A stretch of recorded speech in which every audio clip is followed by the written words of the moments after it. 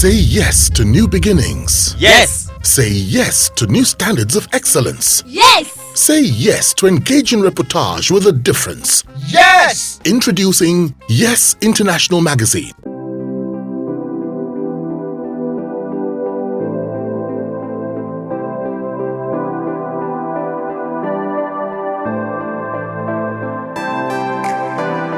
So, other than Skeleton, The King of Money, can you tell us about your other films, your other productions?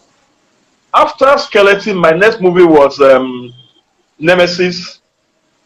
But I think the most successful one, which brought me to the limelight, and made me one of the big boys of filmmaking in Nigeria, was Not My Will. That was in 1996. I think that was the first film we had a premiere ever. You were with Fame at that point in time.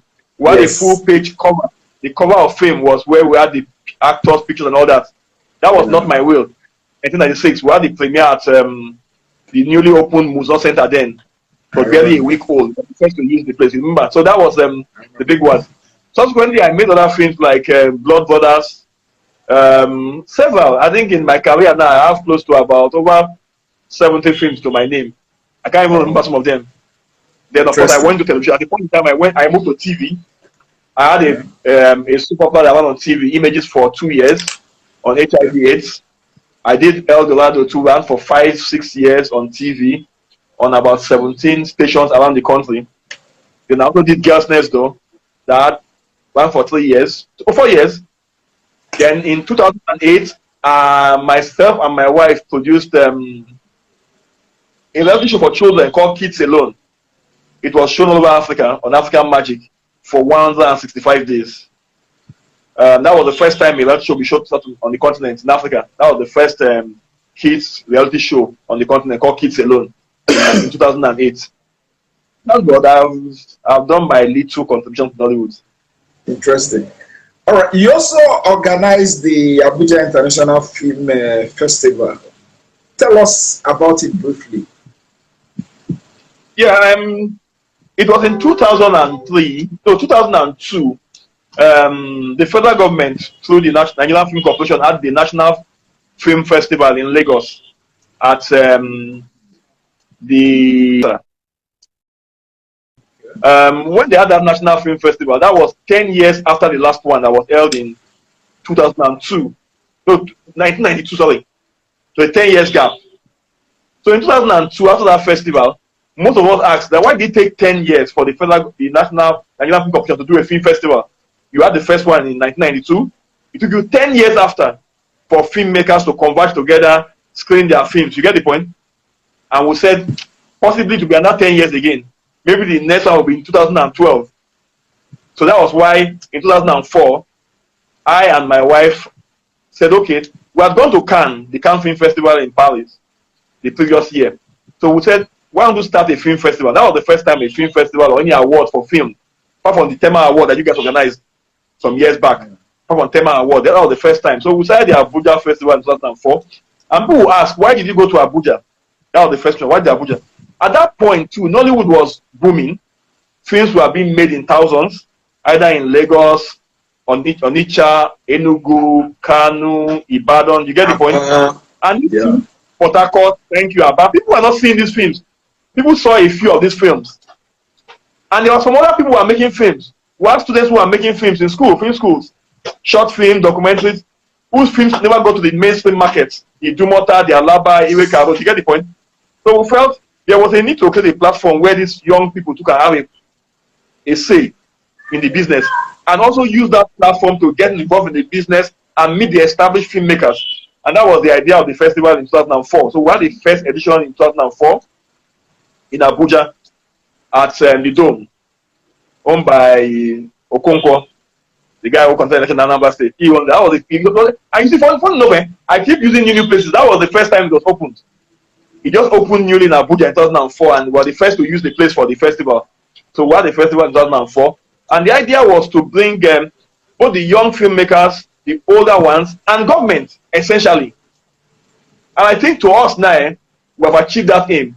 Government has gotten fully involved in Nollywood issues. But before that time, government was not really concerned about Nollywood issues. Film was just a private business entity. But after 2004, that was when even some of our colleagues were given national honors, the likes of Zebejiro, Edu Boma, and the rest, ON and all that in 2005. So the government now saw the need to get involved in the business.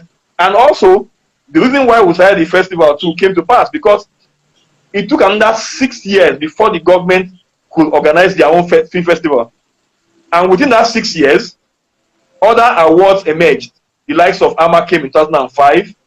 Subsequently, we had the AFSIF and the rest of the awards. You get the point? Even Born Award and the rest. So the whole idea of the festival then, and of course, we have several other film festivals around the country. Today, we have about 18 indigenous film festivals in different parts of Nigeria, holding at different times. There's one happening in Lagos on the 4th, Eco Film Festival. There's one in Enugu, Core City, on the 7th of March.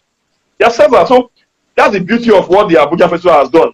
It has opened the landscape that you can not only see films in Lagos or Abuja, you can see films in Iala, in Enugu, in Port Harcourt, in Jos. So you don't have to come to Lagos, you get the point? And that was the idea of the festival when we started it in 2004. It was our foresight, and we are happy that it has grown to a point where everybody is fully involved in the festival circuit now. People are more interested in the festivals now. Interesting. What stands the Abuja International Film Festival out? What separates it from the other film festivals that we have here and there?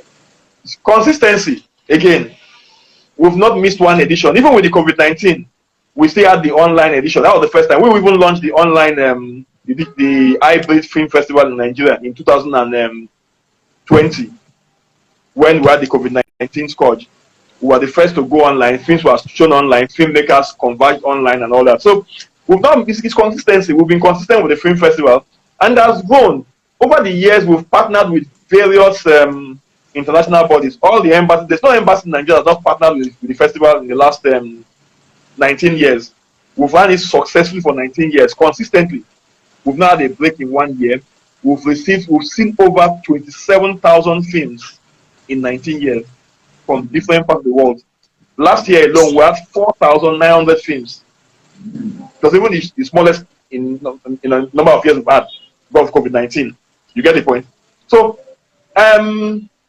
I think if you even check in the global calendar of films, we are rated at number 1 in Nigeria, and the longest running in West Africa and Buffon, apart from Fespaco.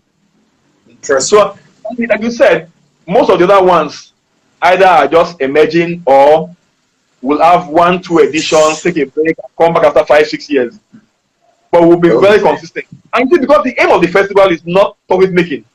For us, it's basically a platform to give young filmmakers an opportunity. If it's about money, I would have stopped the festival a long time ago.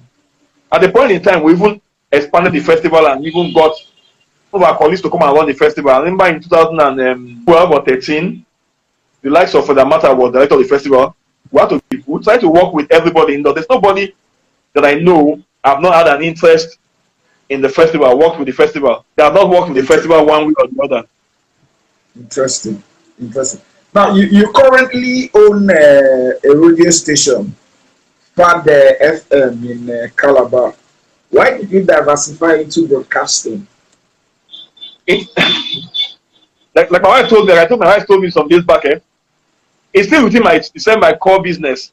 It's like what you are doing now, you're also broadcasting. What we are doing now is broadcasting. Because the world is moving from terrestrial broadcasting to digital broadcasting platforms as TV. So for me, I went into radio broadcasting, but I've had this love for radio and TV. Like I told you, my first inroad into the industry was television and film. The ultimate aim is to finally have a continental TV platform. That's our final destination. So in 2006, at the time he invited me, he never knew I was in that state. He just felt he needed somebody from the industry to work with him. So I got to Calabar, and while going around the city, I found out that where I was coming from in Lagos, at that time was about 35 to 40 radio stations. I was going to a state where there was no private broadcast apart from the government-owned one. It was even difficult for us to access broadcast content with the public stations, the government-owned stations then. So And I felt there was why don't I bring to a city that was tourism oriented, why don't I bring a radio station to Calabar? And then we applied for the license in 2007.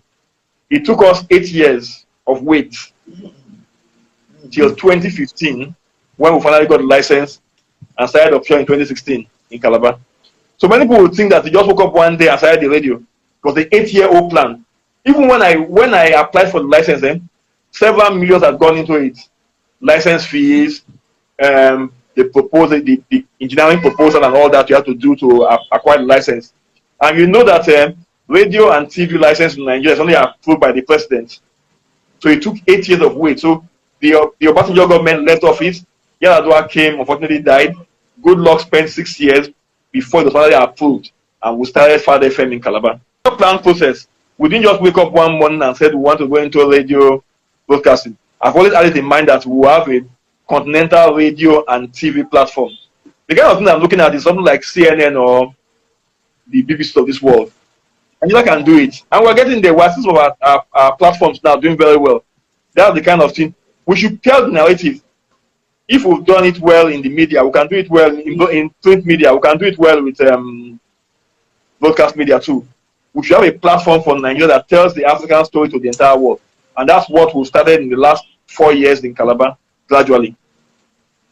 Interesting. So how is the radio station doing? What is a general assessment of the radio station? We've done well.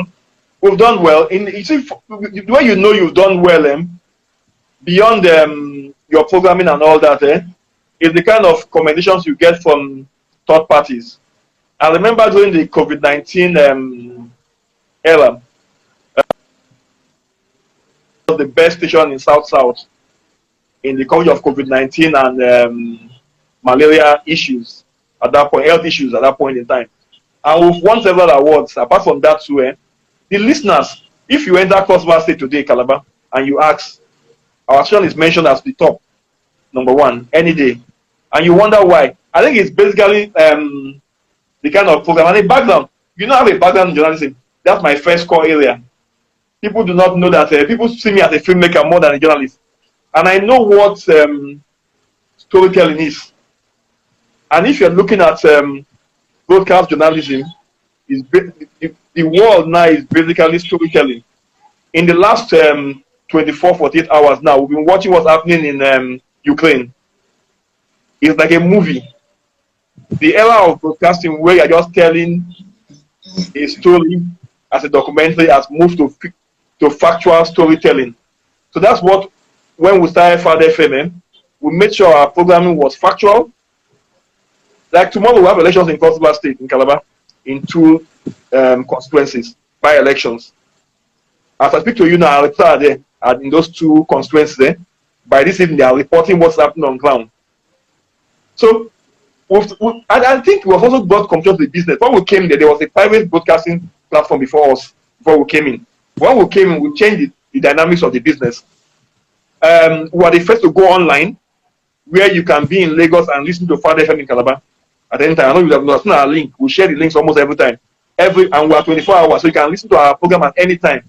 All you need to do, we are online. What we are broadcasting terrestrial is broadcasting online simultaneously, seamlessly. And we are the first to do that. Now, almost all the stations in the state now are online. Even the government owned. That was the idea. So when we started, we had the plan to take broadcasting to the people, not the people asking. And you see, if you listen to the radio now in Calabar, people talk confidently. I remember when I went to Calabar in 2007 for that documentary on Tinapa. I went to town to do an interview with the people, a voice problem. They were all scared of talking. People could not talk. But today, people conveniently come on radio, go on Father FM's local style, to tell the government you are not doing well. People have called me, they will shut me down. I said, look, the station is not owned by me. It is owned by the people.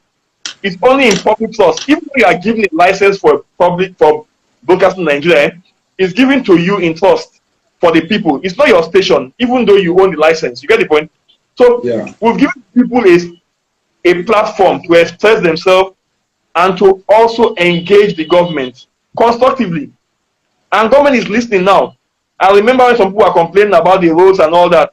In less than 48 hours, they called back thanking us. They are repairing our roads, so they are doing the same. That is what broadcasting is meant for. The people must be given a platform to say how they feel. Interesting.